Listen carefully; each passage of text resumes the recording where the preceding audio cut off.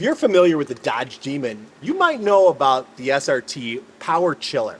It uses a vehicle's air conditioning system as an intercooler to reduce the temperatures of boosted air charge before it reaches the intake manifold. It wasn't the first time an OE thought about using the HVAC system to cool boosted air. Ford had the idea twice with the concept car, the 1994 Mustang Mach-1 and the 2003 Ford F-150 Lightning concept. Dodge is the only manufacturer that went to bring the two to fruition with the Challenger Demon. What if you wanted it for your project car?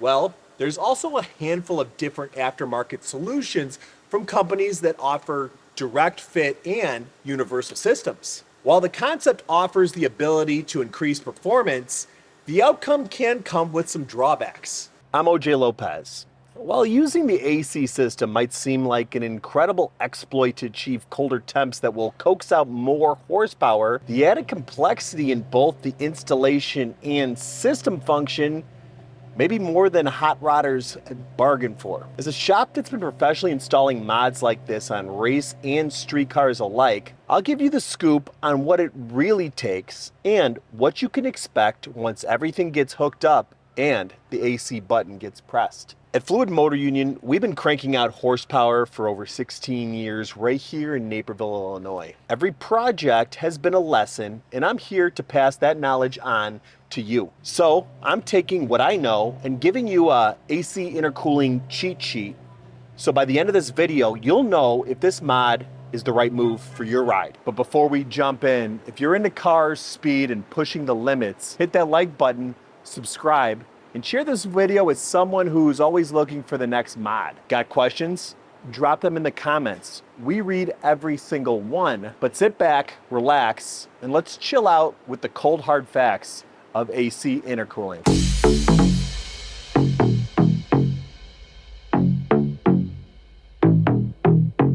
I'm going to assume that if you're watching this, you know turbo and supercharged engines benefit from intercooling. Since you're probably aware of why this is, I won't go into too much detail, but there are two main styles used to intercool boost. One of them being the most familiar and simplest design, the air-to-air intercooler, where charged air is cooled by using a core with air flowing across as a heat sink. Charged air passes through the tubes of the intercooler while ambient air flows over the tubes to remove the heat. These are the iconic front mount designs that we see on turbo builds. Using an AC system here would be less practical because of the space needed for efficiency. Where AC becomes practical is in the air-to-water setups, like on this S65 by Turbo. Water is a far better way of transferring heat away from an object, and you can use a smaller intercooler than you can with air-to-air.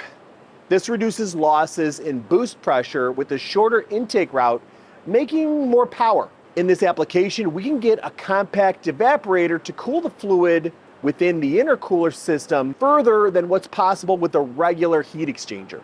So why do we want cooler temps? Well, cooler air intake temps are a game changer when it comes to performance with boost. You know that feeling when your car just pulls harder on a cold night? That's because cooler air is more dense, packing more oxygen into the mix, which means more power. But what happens when things heat up? Spoiler alert, it's not good. Now, in naturally aspirated engines, high intake temps can reach up to 60 degrees centigrade or 140 degrees Fahrenheit because of engine bay heat soak. Your ECU isn't a fan of this and will start pulling timing to prevent knock, which is basically your engine's version of a bad day. You command 21 degrees of ignition timing, but your intake air temps hit 70 degrees, and now you're down to 11 degrees. Why? Because intake air temps rise, the risk of pre-ignition or knock goes through the roof. Now, let's crank it up a notch with a supercharged setup. We've got this big belt-driven blower bolted right to the top of the engine, which regularly runs at 100 degrees Celsius or 212 degrees Fahrenheit. Compressing air generates heat, and guess what? Hot air isn't dense. Less dense air means less power, more ignition timing getting pulled to avoid knock. You want more boost? Great. More boost means more heat. and now you're in a vicious cycle. Enter AC intercooler chillers. These little marvels use your vehicle's air conditioning system to cool the intake air. Picture this. Instead of air being hot and bothered, it's chilled and dense, ready to make some serious power. Cooler intake temps mean the ECU doesn't have to yank as much timing, and you get to keep that sweet, sweet horsepower. All right, so here's probably what you've been waiting to hear. While an interchiller cooler system can be technically installed onto any car, whether it's got a turbo or a supercharger, or it runs on E85 to methanol, there's a lot more to it than just slapping it on. Sure, the kit itself is universal, but don't let that fool you into thinking this is a 30-minute install. If you want a homebrew kit, well, there's quite a large catch. Installing an air conditioning intercooler system like the Killer Chiller or Interchiller isn't for the faint of heart. We're talking about integrating it into your existing air conditioning system, ensuring there are no leaks, and managing the additional controls. It's a complex setup that can introduce a whole new point of failure, like cooling system obstructions or AC issues, leaks. It's not as simple as grabbing an AC system from another car and installing the fittings onto a cooling block for the refrigerant. First off, let's talk about those lines. Cutting and crimping those rubber hoses is pretty straightforward, but it's not just about slapping on fittings. You've got to be precise. Misalignment or proper crimping can lead to leaks, which means you'll be doing this all over again. And if you want your job to look professional and clean, expect to spend extra time routing the lines carefully, avoiding any rub points, and making sure nothing's going to get damaged over time. For those dealing with metal hard lines, things get a bit trickier. You've got to braze, or in our case, weld in the barbs with precision. Brazing is like soldering, but if you mess it up, you're looking at leaks and potentially bigger issues down the line. Not to mention you need to be extra cautious with how to handle these lines. One wrong snip, too short, and you could end up with a mess. So while it might sound simple on paper, cut here, crimp there, the reality is the process demands attention to detail. In short, this isn't a plug and play job. Even the Freon itself also poses a bit of a hurdle for DIY enthusiasts. Most automotive parts stores are not going to sell you bulk Freon tanks without an EPA 609 certification, at least in the US. Smaller cans you can see on store shelves under the EPA limit, and that's why you can buy them without certification. Now, if you want it done right and looking sharp, be ready for some serious hands-on work. Routing lines safely and ensuring everything fits without causing future damage and making the installation look good can double the time you'll spend. And if you're not prepared for that, you might end up with a system that doesn't work as intended, or worse, can cause more problems. It's not just about installing the kit. It's about making sure everything works flawlessly and stands up to the test of time. To demonstrate this, we'll be going over a 2016 Mercedes-Benz S65 V12 that received this installation. You'll see all the components, the modifications required, and the potential pitfalls. Yes, it's a bit of a hassle, but if you want to push your boosted vehicle to its limits, an intercooler chiller could be your new best friend. The basics of what you need are the interchiller unit, which is essentially the evaporator core, the lines, the tank, the pump, the dryer, the T-fittings, and the solenoid valve. This is actually a FI interchiller stage 2 kit, which also includes the additional air compressor and fan. Things that you also might need to source separately are the pump for the intercooler fluid, if your system isn't powerful enough to handle the increased volume, which, considering how much volume you might be adding, it probably isn't. Now, we won't be walking you through a step-by-step installation because we threw in some stage 2 turbos and performed some other routine maintenance while the engine was down. Instead, we're going to break down the components of a typical AC intercooling chiller system and show you how we routed it. So let's get into it. So the most important part about getting these systems working is tapping into the existing air conditioning. Now, for that, you're going to have to be dealing with two various routings of the lines.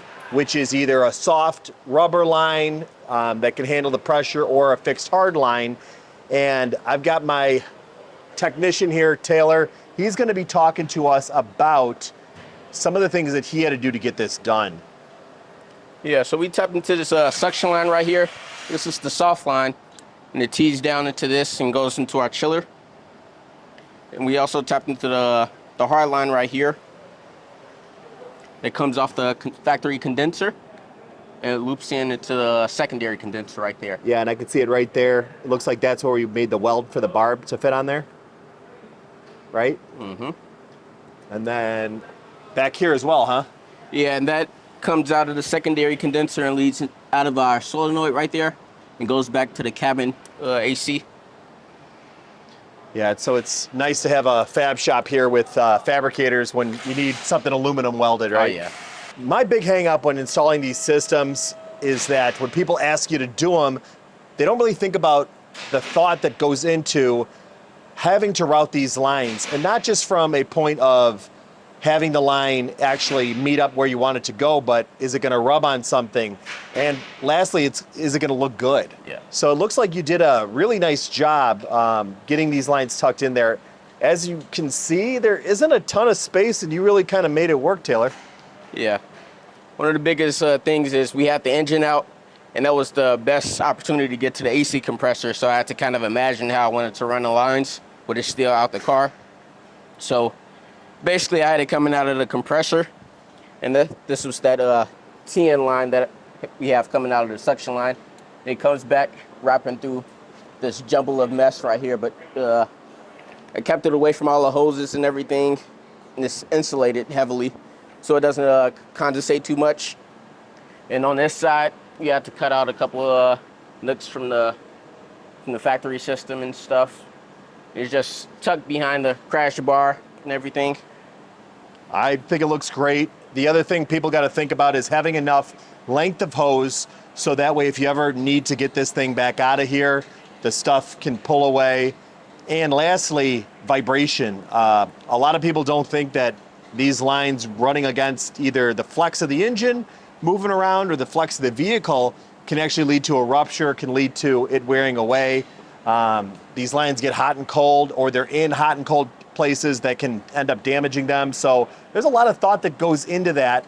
And a lot of times as a professional shop seeing non-professionals or other shops, when we see it secondary, there's a lot of things that we see that really aren't done with that care and level of thought that goes into it. So that can take a bunch of extra time that you need to be prepared to put in. So this is the FI Interchiller, and the FI Interchiller actually comes with a bigger chiller unit than some of the other competitors out there, which I think, while it's problematic to try to fit into a place, as you can see the size of this, it tends up being a little bit better when it comes down to actually keeping the car cold while having the AC still function. So the big challenge was, of course, fitting it into a spot. We found a spot in the crash bar, which there isn't really a whole lot of other spots on a V12 vehicle to fit this thing. So we made do, but you know, if you're bumping into something, maybe it causes some damage, but at the same time, if you're bumping into something with this car, there's a lot of other components that are gonna get hit anyway, so it's best to drive safe when you're in these things. So we first started running into the killer chillers probably, 8 years ago, and we were introduced to the Eaton Easy Clip fittings for AC lines. And before that, we had tried various different setups for trying to make our own AC lines. It never worked. Stuff that says it was rated for AC, nothing we found could really hold the pressure. It didn't really matter AN or anything else. Short of having a hydraulic line shop fab you up a line and like crimp it properly. So these fittings were actually really nice. It's one of the only like mobile do-it-yourself type fittings that I see that you can actually, as you can see, it's a double barb there. There's a cage that goes over it to hold the hose down, and then you use ear clamps in order to give it further pressure. It's one of the only systems I see that actually can hold AC. However, I've had to recrimp more than a few of these. They're not foolproof and they're not easy by any means. you probably have to mess up a few before you get them right. And if it does leak, it's a small leak and you don't find out. And especially a system like this where you've got multiple points of failure, it could be a lot of testing. So you got to make sure to stick dye in there when you're doing these things. All right, Taylor, I see an AC dryer on here. Now, did that come with the kit? Yes, that did actually. This is separate. There is a factory AC dryer right on the condenser. They still want you to install this external dryer for their kit to protect it, the system from any shrapnel or anything. If the AC compressor does fail, it's going to catch it in that dryer and protect the system from a catastrophic failure.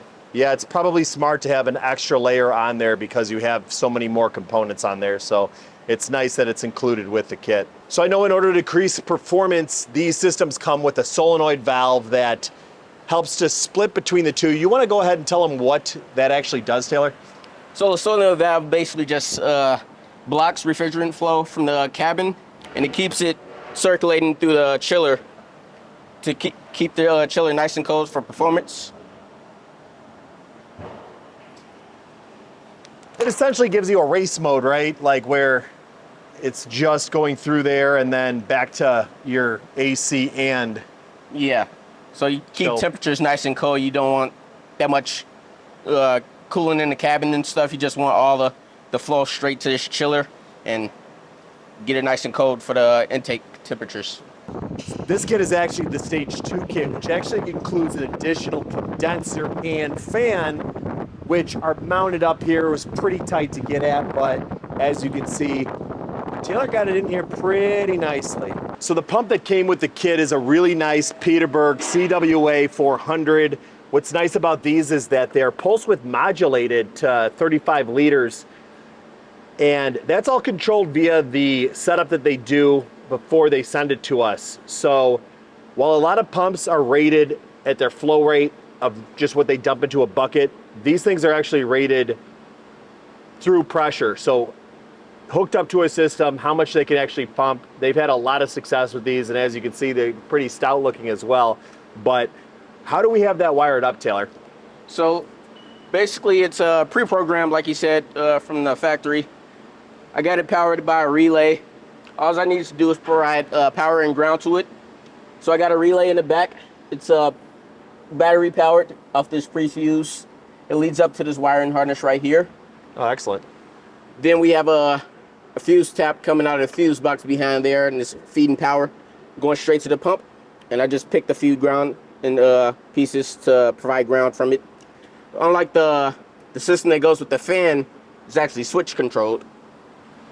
You want to show us that? Yes. So we got two switches mounted right there. We're going to install them, mount them up. We're probably going to leave them like that, right, Taylor? Oh, yeah. Going to mount them up, just tuck on the the wires floor. away. Yeah. But one of those switches, I'm assuming, is for the fan? One of the switches is for the actual power that powers up the whole system. Power for the system. Then the other switch is for the solenoid, which also takes power away from the fan. So when the cabin is on, the fan is not powered on. Ah, okay. So when the fan is on, it kicks power away from the cabin. A true race mode, yep. Yep.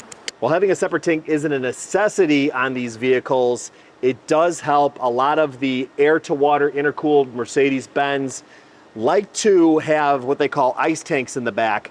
Now, because of the size and shape of this tank and trunk, we had to find something that would work. We found this really, really nice piece from GSTP, and it's a 5-gallon cell. If you can see here, it's got a section that drops down below. That's going to allow us, when we have the vehicle positioned in an acceleration position, we're going to have to pick up the furthest back point. This lid also gives us the ability to check the level, add ice if the customer wanted to. And then we went ahead and mounted the pump on the side. Because this was finished in a really nice, clean, raw aluminum, we were able to mount our bracket on there. But, I mean, this tank is great. It's got a level sensor. We're going to be able to throw a light in there for the customer. It's got anti-slosh material in there, as you can see. I mean, for the price, it's super hard to beat. Really the big challenge was just Taylor figuring out where he was going to mount this thing, getting the lines ran in there, and I don't know, I think it looks pretty good. What do you think, Taylor? Yeah, I think looks pretty good. It was a hassle trying to run these lines back because underneath there's really no space for anything. So I got these hoses tucked away in the side skirts on both sides, leading all the way from the front to the back. And after everything was said and done, I was pretty glad how it turned out. Obviously, the tank isn't necessary in these applications, but it's possibly heat soak the vehicle. So having this extra reservoir is going to provide the customer extra time to going down a drag strip to get optimal coolant flow and everything. So this tank is going to provide a lot of extra coolant and volume needed for this customer. Yeah, I agree. And with that, you know, the presentation means everything too. You got all this carbon fiber back here, so you don't want just something that looks like, you know, you got this tank that's bolted to the carpet or something like that. Like, you open this up, and once you get all these lines and AN fittings on here, this is going to look pretty impressive under here. So I'm pretty happy with how fluid MotorUnion this thing looks. So good job, Taylor. All right, so what's the final verdict? The AC intercooler chiller system is an impressive kit that can deliver significant performance gains, especially if you're dealing with high boost pressures and heat soak issues. But it's not for the faint of heart. It requires meticulous installation, precision, and a lot of patience. But if you're up for the challenge, the rewards are worth it. Let's start with the basics. These kits are not simple enough to install. Anytime you've got to cut a line, it's trouble for even experienced mechanics like myself. It's like trying to perform a surgery with a butter knife. One wrong move and you're back to square one. Also, finding space for the large components like the chiller and a decent sized tank, good luck with that. You'd need to be part mechanic and part Tetris champion to fit everything in. And no, your trunk isn't a viable option unless you enjoy the sound of coolant sloshing around while you drive. The Easy Clip system that I went over, it's okay, but it's not foolproof. Sure, it's easy to clip, but it's also easy to mess up. It's like using a glue stick instead of welding. It might hold for a while, but don't expect miracles. There's just a sheer number of systems. You've got a system to cool your compressed AC, you've got a system that needs to cool the fluid, which in turn requires another system to cool the cooler. It's like a MC Escher painting of cooling systems. Just sounds like a lot of layers, steps and pumps, coolers, and electronic components that might fail or leak. And if something can go wrong, it usually does. There's just no way of getting one of these installed cleanly on a modern high horsepower vehicle, especially if you're trying to do it for cheap. You're going to have a jumble of wires and hoses in your $90,000 vehicle's engine bay. To make it look good, you need a lot of disassembly, like this car where we had the engine already out. And as you know, it means a lot of labor. And we all know labor isn't cheap unless you're paying yourself in pizza and beer. Filling them up though, that's a guessing game. You kind of need old school knowledge of pressures, but using the new done-for-you, new school machines that are filled with weight. A lot of performance shops and even most of your regular repair shops, they're just gonna wanna put in a weight and call it a day. They're not gonna know how to properly fill these systems up because they require more refrigerant. So finding a qualified shop is basically like finding a unicorn. Hopefully some of the drop-in systems that are offered have pre-modified lines as part of the kit, because that would simplify installation. Because personally, as a shop, I can't guarantee these fittings, even the Easy Clip system. They just don't have the longevity of the OE crimps. It'd be like using a zip tie instead of a bolt to hold something on. So what do I think? The AC intercooler chiller system is a great idea on paper. In reality, it's a complex, finicky system that demands a lot of time, patience, and skill to install correctly. And when installed correctly, they work great. If you're up for the challenge and have some expertise, it can deliver some impressive performance gains. But for most folks, it's more trouble than it's worth. If you're not prepared to dive into a deep, complicated project, you might want to look at simpler, more reliable ways to keep your intake air temps down. Just remember, the more complex the system is, the more things that can go wrong. And when it comes to cars, Murphy's Law always applies. Now that concludes your AC intercooler chiller cheat sheet. If you enjoyed this video, give us a thumbs up and don't forget to subscribe for more in-depth automotive content. And if you got any questions or need advice in your next build, drop them in the comments and we'll do our best to help you out. And remember folks, at Fluid Motor Union, we're more than just fixing cars. We're about making them faster, better, and more fun to drive. Stay tuned for more epic builds, detailed tutorials, and everything you need to take your ride to the next level. I'm OJ Lopez, and I'll see you in the next video.